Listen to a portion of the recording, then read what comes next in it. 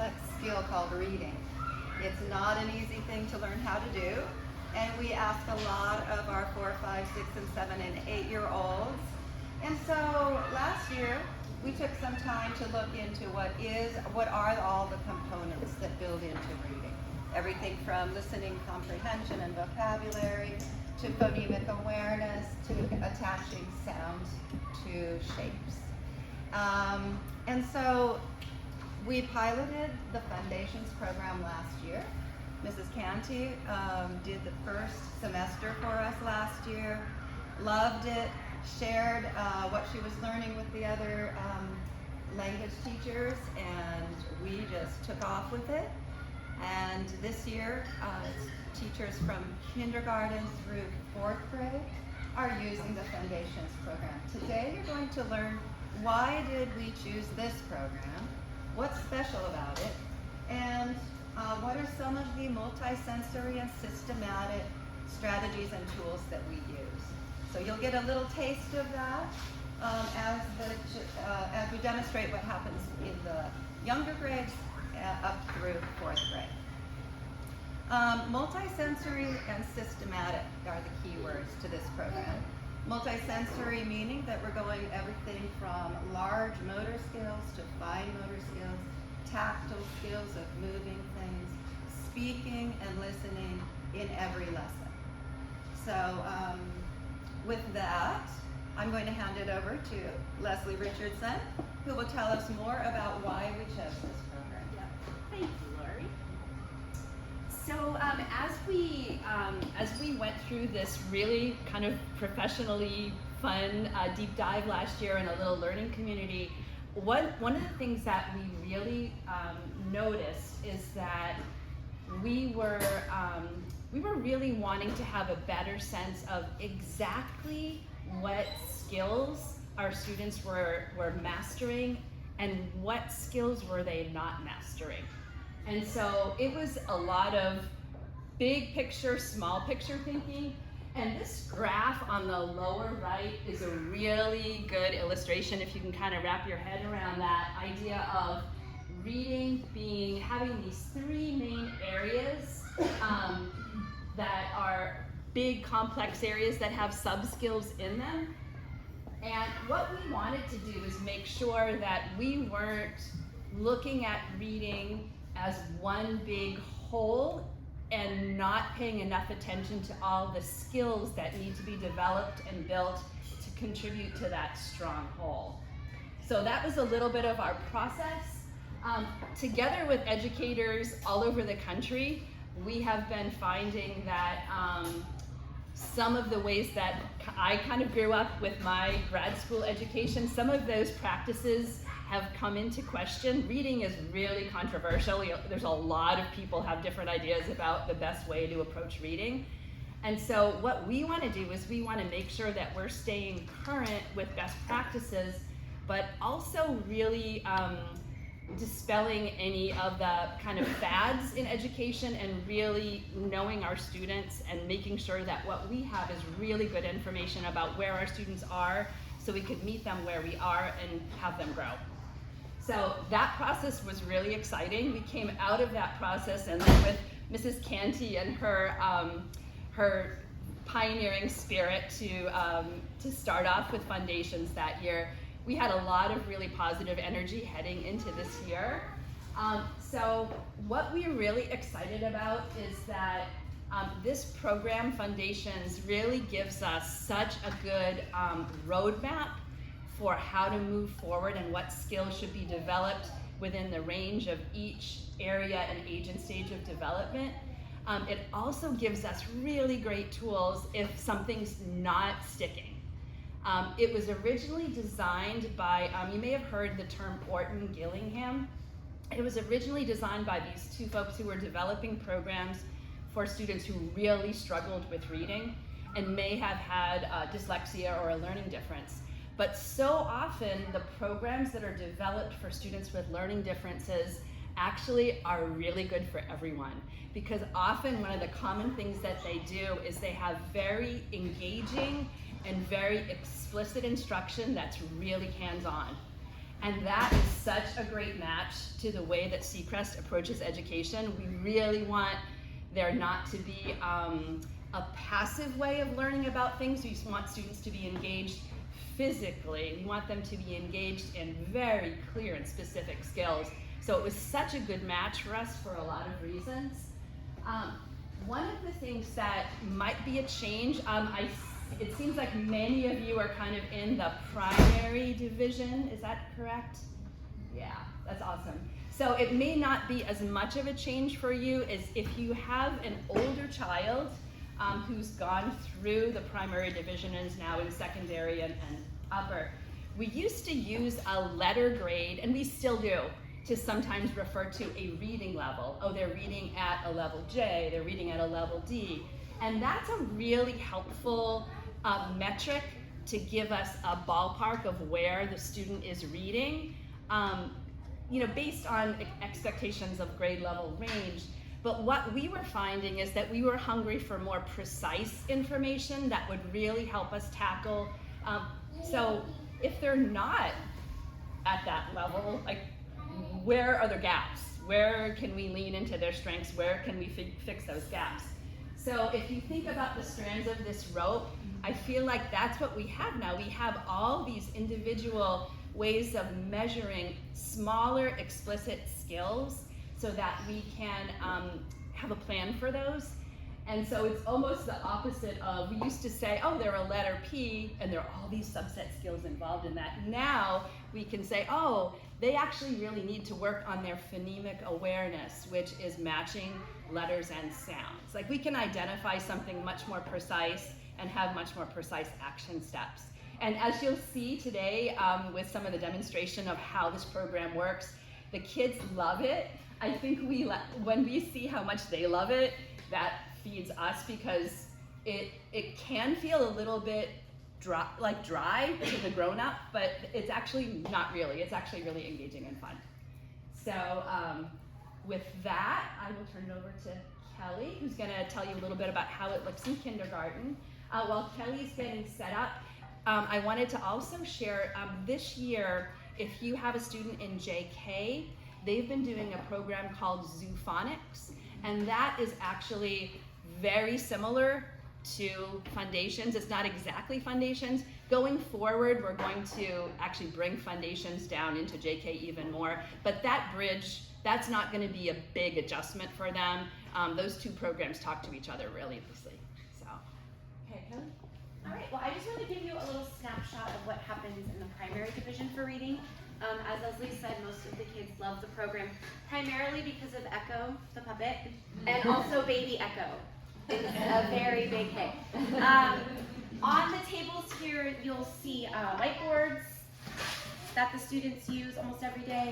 We have magnetic tile boards that the students use, and then we have a variety of workbooks that the students use throughout the day. We also have handwriting on the paper. Feel free, I made a bunch of copies. Feel free to take a pile if you want to use at home. I'm going to show you in a minute how to use it, but it gives visual clues to the students on where to start their letters. Another thing that I love about this program, besides the fact that it's multisensory, is that the handwriting component is excellent. In fact, we had a trainer come a few weeks ago and come into each of our classes and see how we were teaching it, and she was very impressed with our students' handwriting, which felt great. Handwriting has been a struggle, especially since COVID, and being on tablets and technology a lot, so I was really happy to hear that our handwriting looks great. So the handwriting paper is, if you look at it here, there are objects on it. There's a skyline, a plane line, a grass line, and a worm line. So it's really, really important that students start letters from the top and numbers from the top. That really helps with their formation moving forward. And this gives them the visual clue and the verbal cue of where to start the letters. So for instance, we'll say the letter T starts at the skyline, goes down to the grass line, back up to the skyline, across the skyline. So it gives the students a really clear idea of where to start those letters. We also practice handwriting with large motor skills, so we do something called skywriting. So again, I'll put my back to them when we talk about pointing to the skyline, down to the grass line, across the skyline. So again, that adds another movement component. We have so many other materials.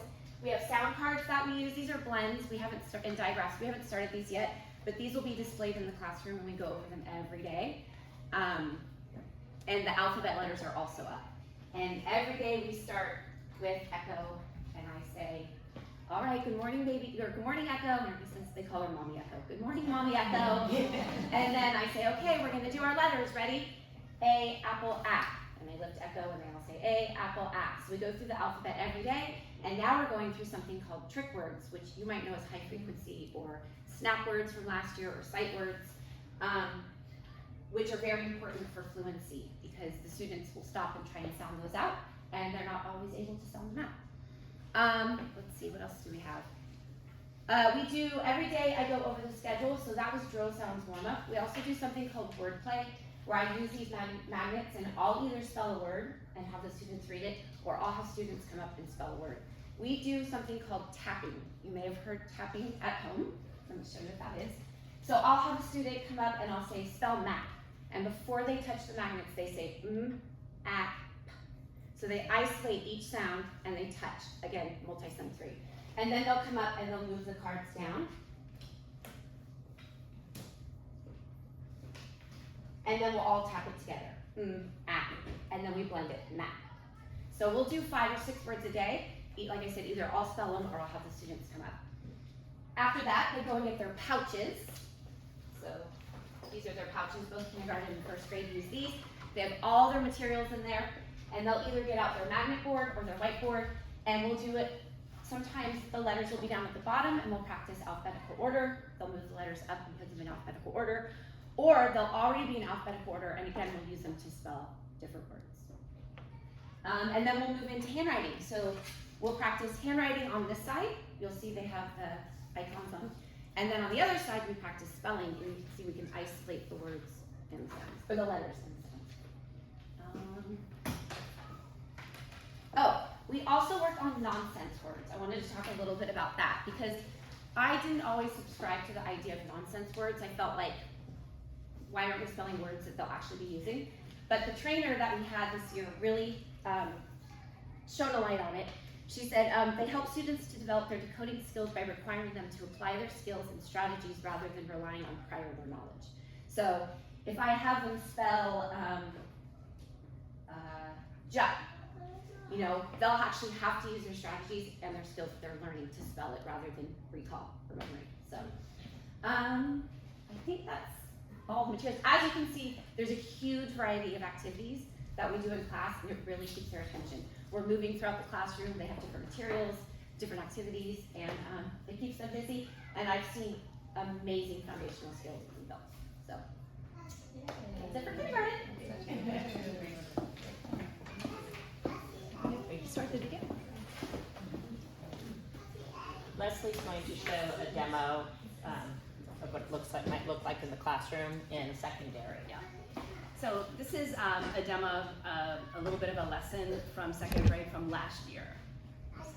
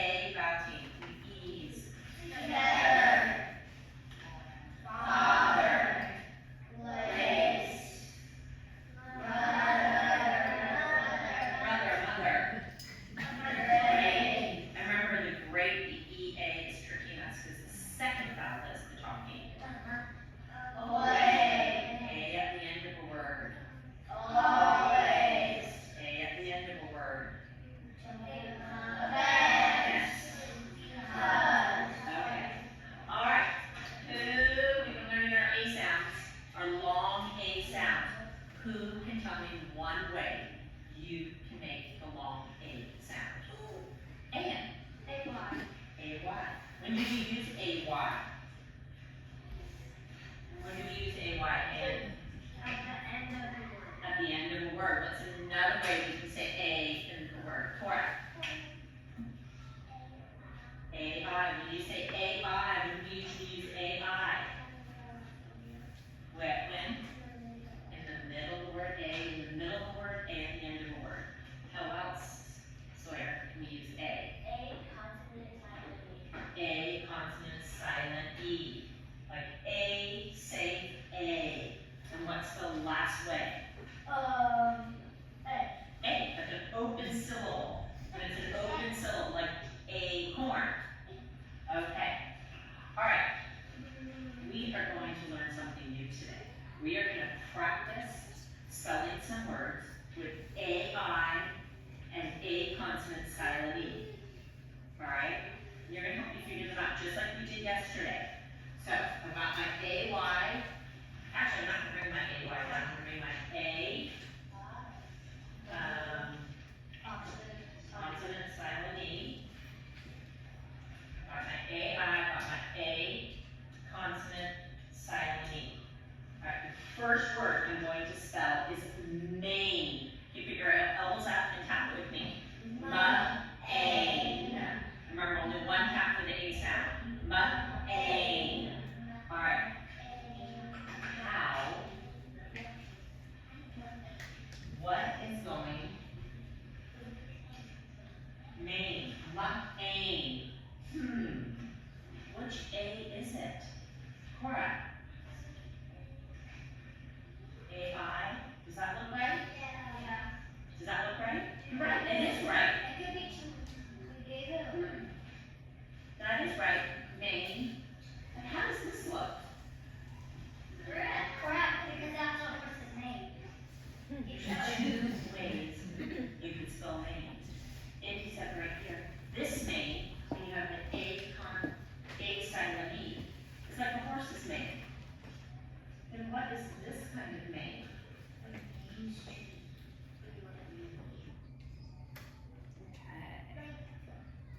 That's a rough idea of what it looks like in second grade. Okay, let's do some dilute sounds. We did these yesterday. Let's do.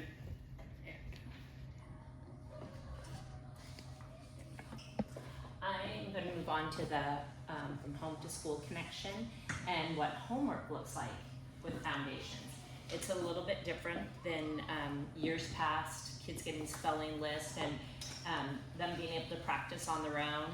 Foundations, it's really important that you work together with your child. They cannot do parts of this homework by themselves. So I'm going to do a sample lesson how you would teach homework each night and explain. Do you mind passing this out? Sure.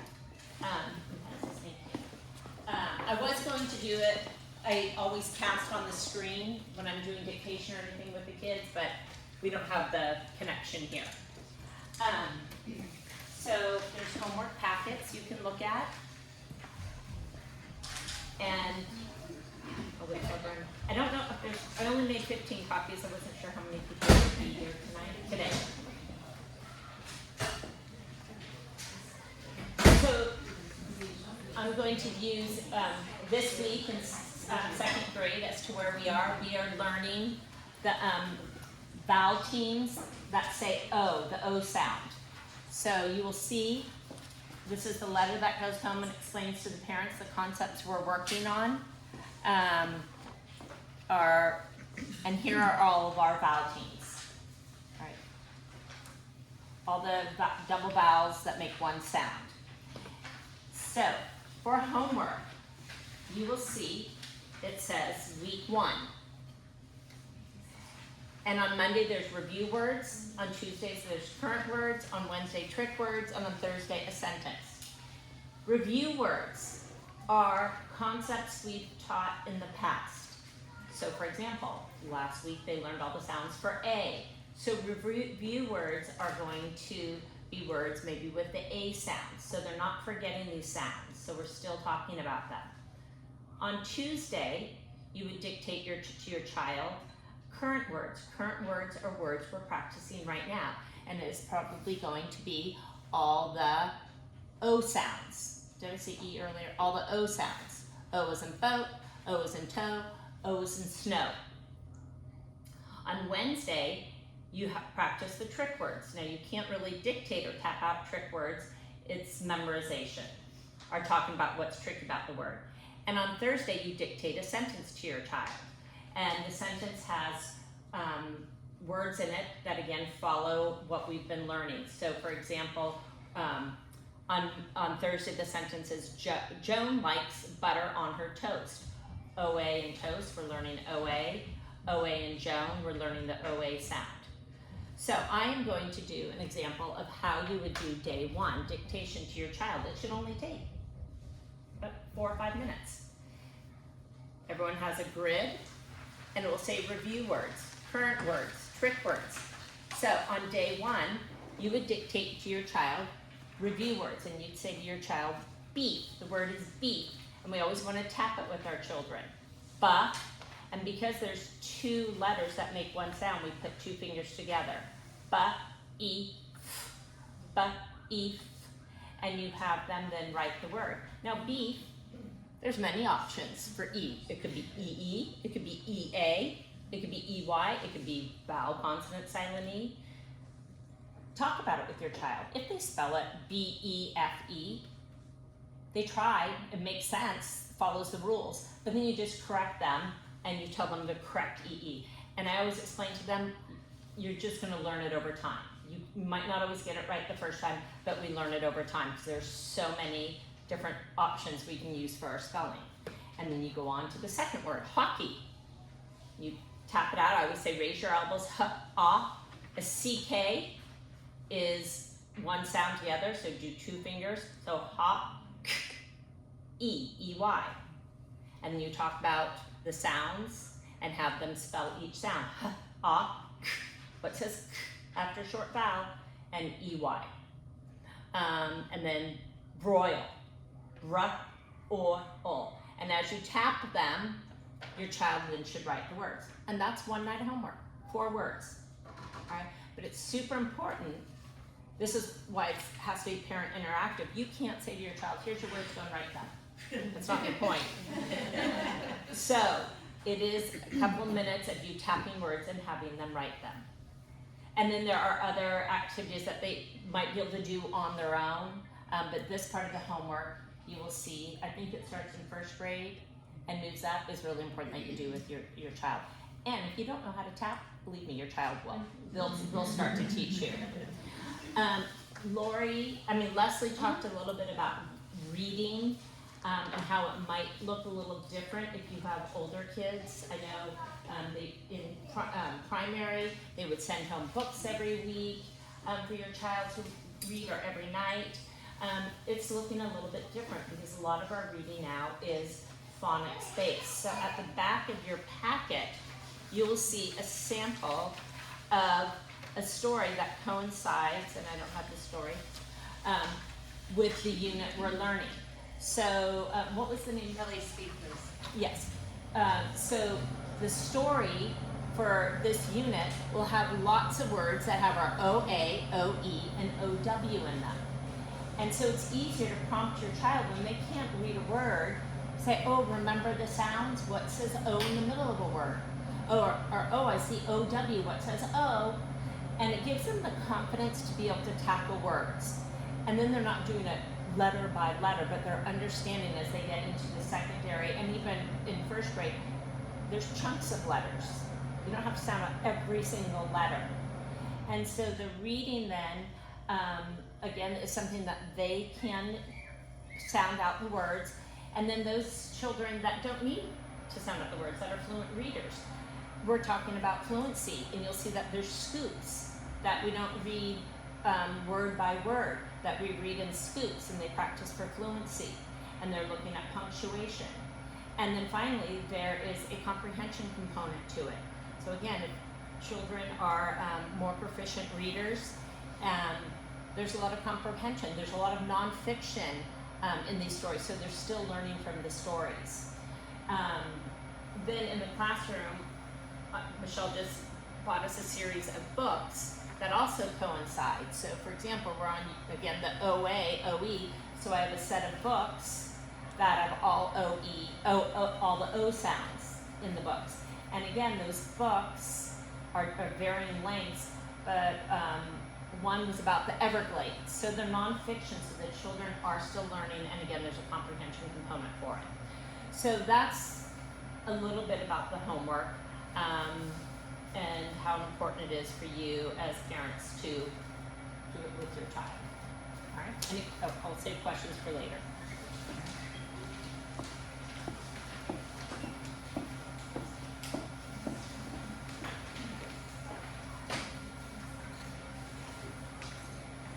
So hi, I'm Alex Calhoun. I teach 4th grade. So really, in 3rd grade, they're extending that circle of learning as far as what the sounds of the words are. And in 4th grade, we're trying to put it all together.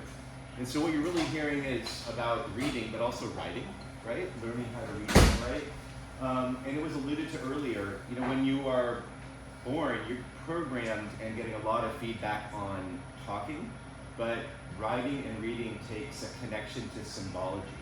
And you've just heard about the different sounds that different vowel teams and can make. Like the other day we were talking about the word bear.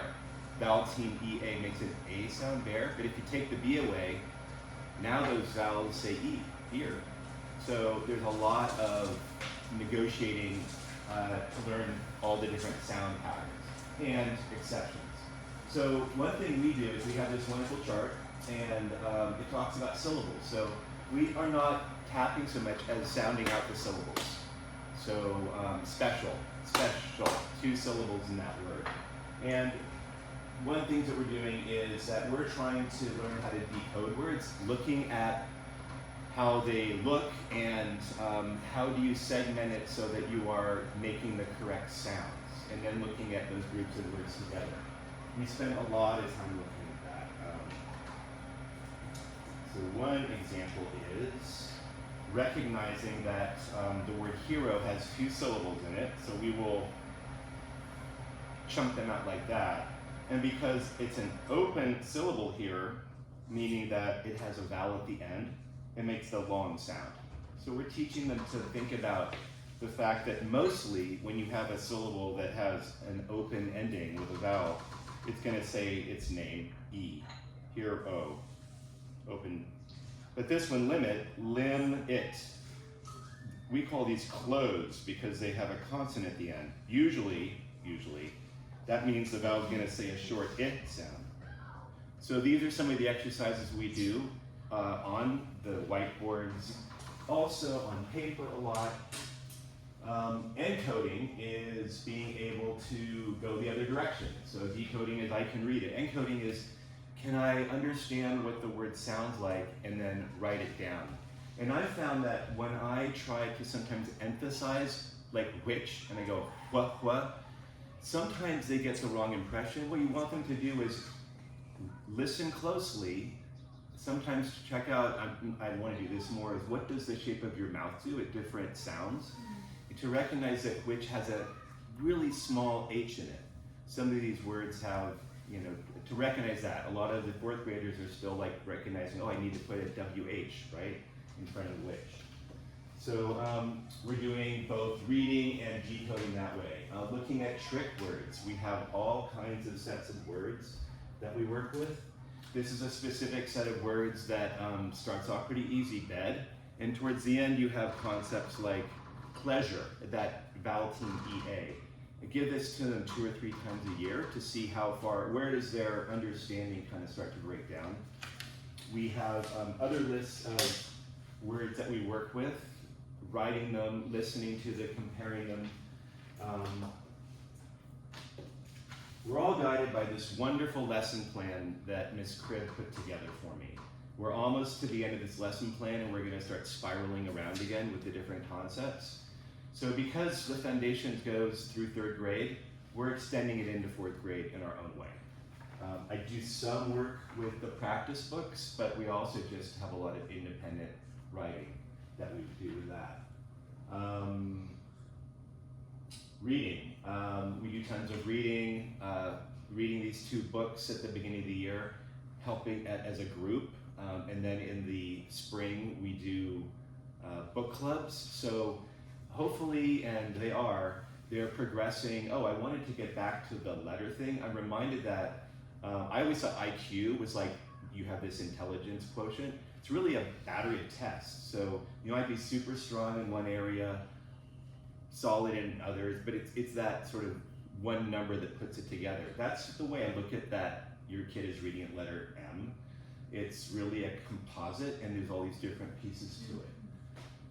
We work on word work and grammar and punctuation 3 times a week, all the way pretty much into January, because we have a lot of things to do. It's at least twice a week even still. We work at cursive, some at home, at school, but a lot at home.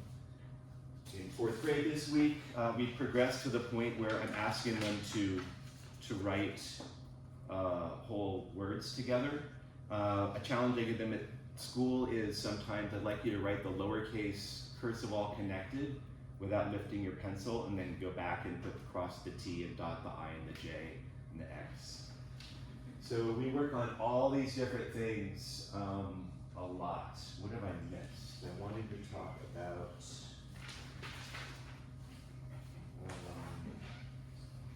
You can't really see this too well, but another example where we spend a lot of time sounding out the syllables and trying to decode, hey, why is the vowel saying what it says? And if it's an exception, recognizing it. So that is how Fundations spins into 4th grade. Thank you. I want to piggyback on something you said, Alex. Sure. What's really great now that it's Fundations is carrying over into 3rd and 4th grade is a lot of what I'm teaching.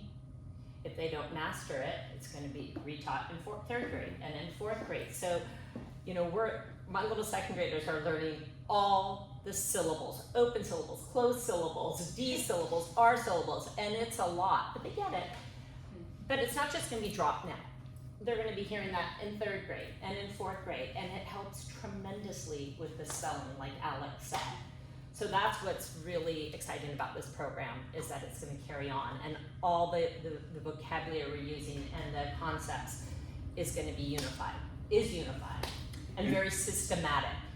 And that they're learning a vocabulary of thinking about words like digraph, 2 consonants together that make one sound, TH, GH. So they're learning that language to apply to their understanding, and we're giving that all to them. Well, and just in kindergarten next year, you do an activity where we talked about when a word starts with a C or a K.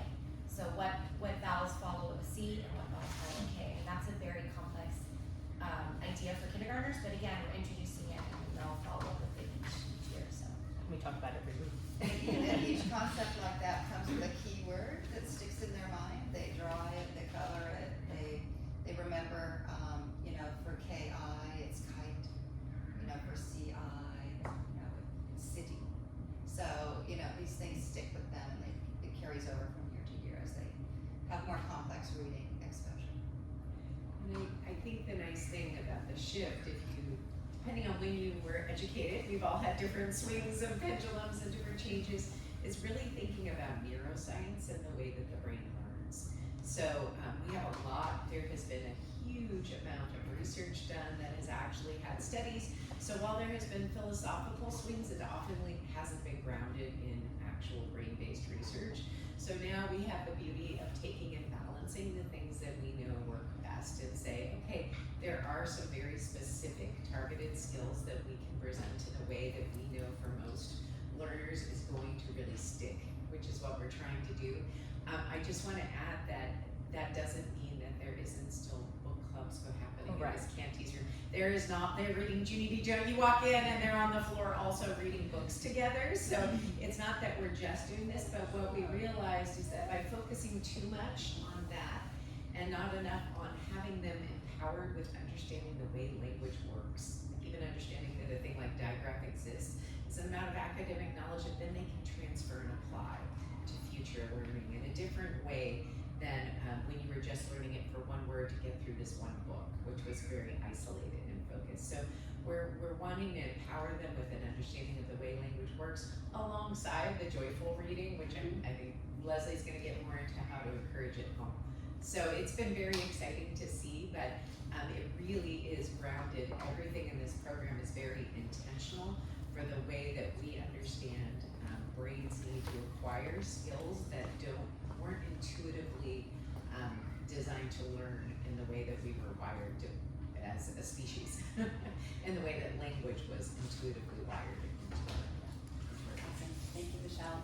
And I think as a few of our faculty alluded to, we have this outside consultant, her name is Lisa Parnello, and she's been coming to check in with us periodically, which is so great to have someone come from the outside and offer their perspective on how we're doing. And I can't tell you, she was blown away by what we've done in a year. She's like, oh my gosh, I can't even believe it. And so it was really great. She made this great suggestion too. She said, okay, so instead of sending home your Fundations workbooks, student workbooks, at the end of the year, pass them to the third grade teacher, Mrs. Canty.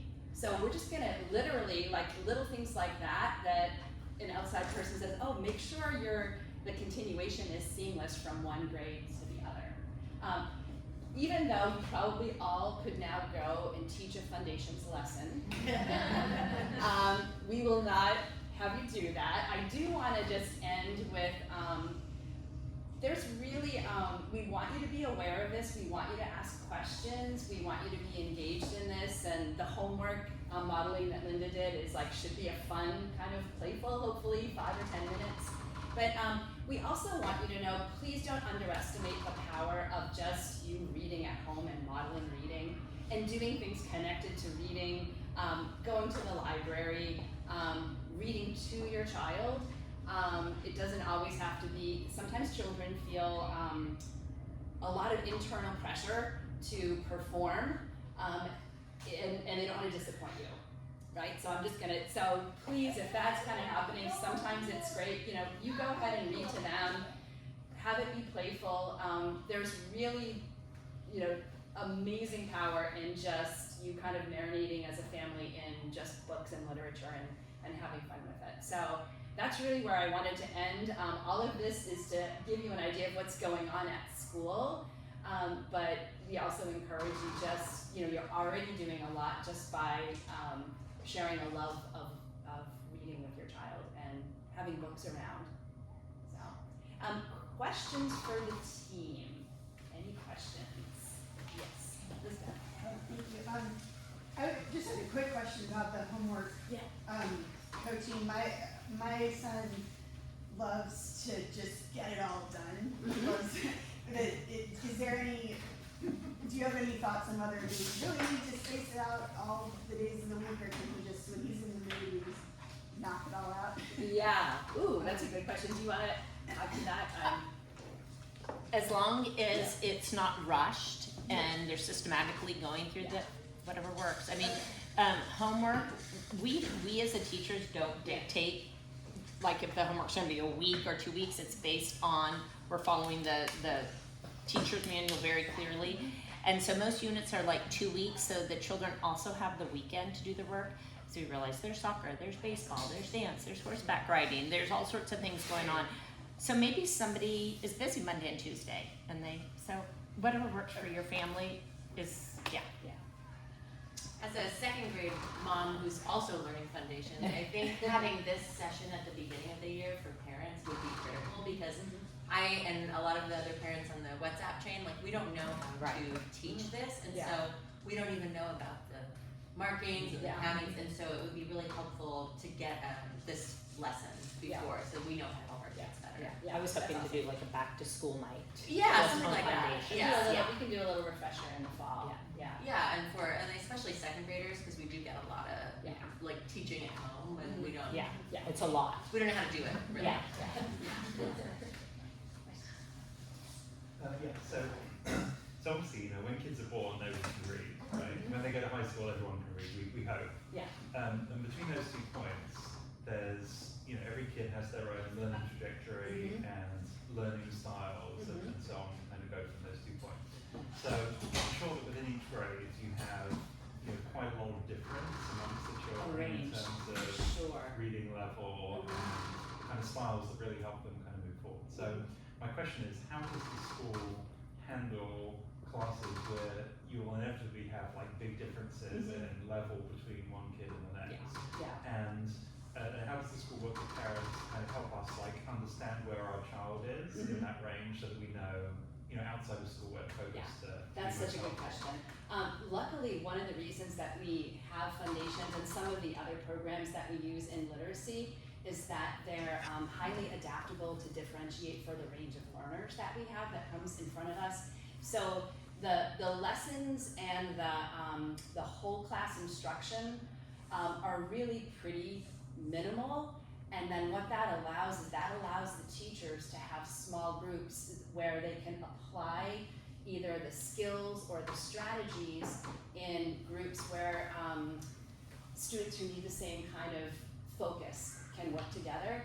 A really great example is fluency. There are some students who are really precocious decoders, and they can, they can decode like mad, and you're like, where did this come from? This is amazing. Before they seem to be born with that kind of, we often find that, though not always, but we often find that those kinds of readers need some support to check for understanding, because they can actually, they can get to the end of a couple of pages without much trouble, and then when we ask them some questions or to retell the story, often they've just been having a visceral experience with the words, and they have no idea what happened in the story. So we kind of work with that.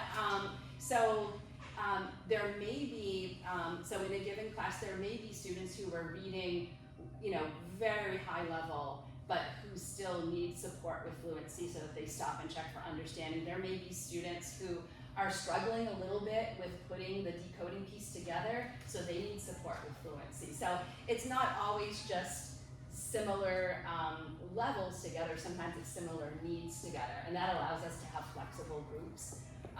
And then I think the work that all of us do here around the small group work is we have some folks who support TAs, and Laurie also supports students who need a little additional support in different ways.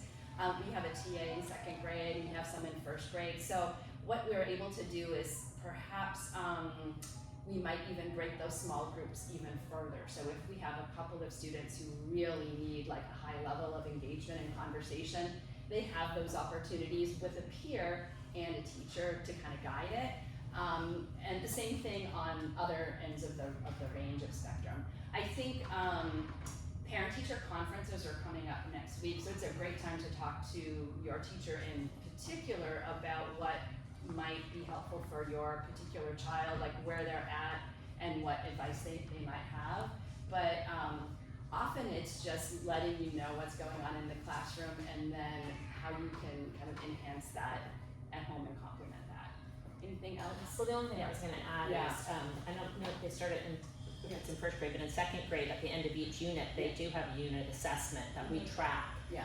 And I do go through each unit assessment and look at them and say, oh, okay, so these 5 kids are really struggling with vowel consonant silent E.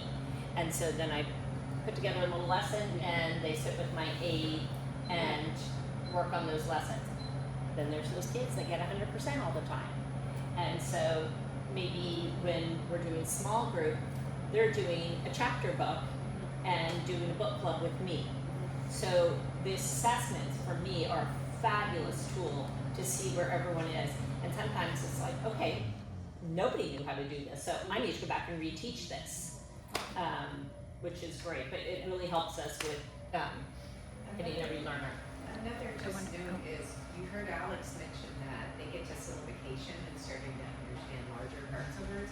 There's a component of morphology, which is the meaning of the parts of words that plays in, that really helps to drive comprehension, especially as they get older.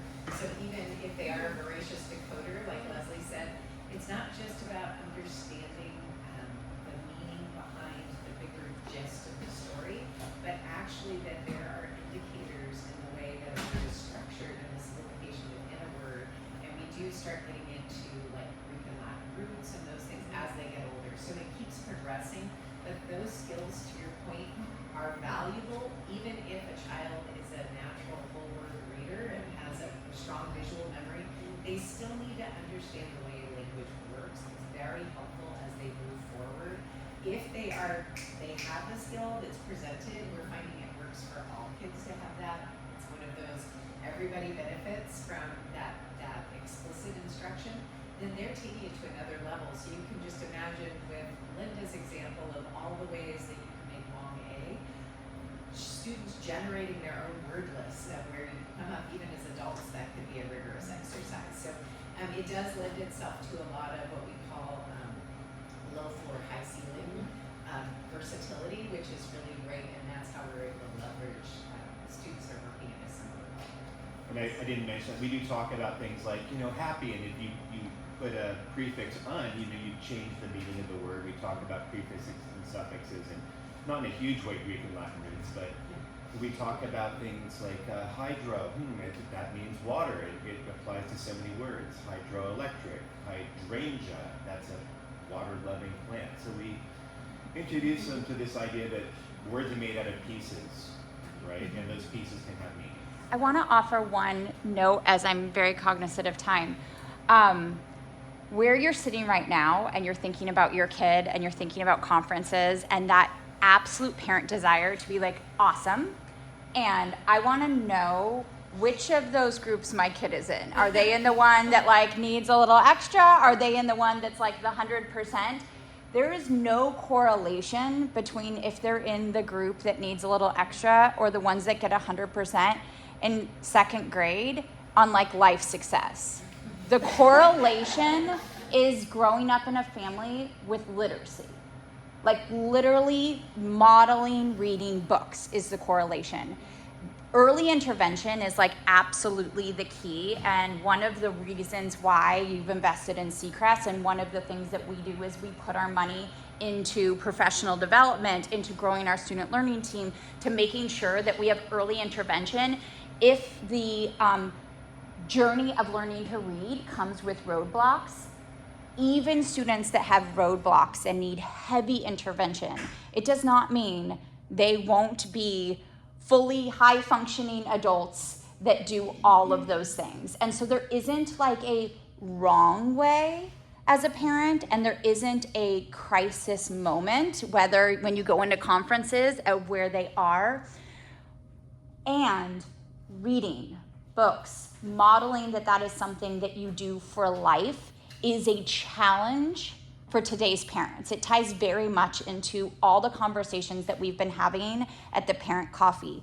Where the deficit is in our society, we are not seeing people read words. It may be that you're reading a very intense article on your cell phone, but how would any child know that? And so what we have to combat as like a society and as in parenting is modeling and having our children grow up in a household of literacy, of words. You can't really have newspapers laying around anymore. I like literally don't think they print them. But tactile books, everything here at home is the most important. All the rest of this is like frosting and amazing, but we have these phenomenal professional educators that are going to teach these lessons every time.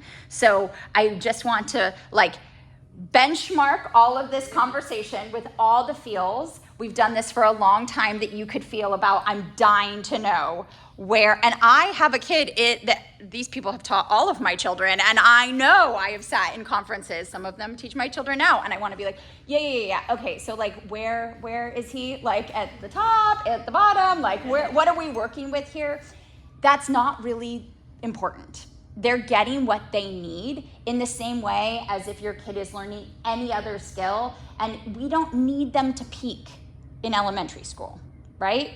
That's not the goal. So take that also when you go into conferences, when you're working with your child, when your child's not getting it at home, understand that the road is very, very long, and that's what we're looking at. two things. One is the whole goal of Fundations is to create readers with comprehension and independence. So that's the whole goal. The other goal, the second goal, is to create fluent writers. So those are two different skills using different parts of the brain. And by laying this building blocks foundation, trying to fill in every gap that we've been able to identify, by fourth grade, the goal is that they will be able to sit down with a novel, a chapter book, and understand what they're reading and enjoy what they're reading, and with comprehension. So the other point is we do have assessments, not only in the Fundations program, and we are working on providing you with more information than we ever did before on their phonemic awareness, on their letter sounds connection associations, on their number sense, just on and on, all the foundational literacy skills and the brain skills that go into reading and writing. We are really wanting to be transparent with you and let you know where your child is at in that process. So those are additional assessments that we do. I just would wrap up so resonate with what Lauren said. I am a mother of two children, one who is a self-taught reader that fell asleep with a book on his face from the time he was 3, and a son who's dyslexic. Both of them are fully launched human beings, just so you know, both college but I so wish this had been part of my children's journey, because my natural reader, spelling is still his bugaboo, as he learned, because he memorized words, and you can't memorize every word. And some of those parts weren't as explicitly taught in his journey.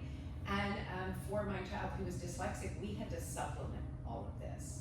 So instead of just doing the love of books and enjoying loving and reading, which we always had, I had to do all of this with him in our summers and our weekends, because he needed that multisensory explicit.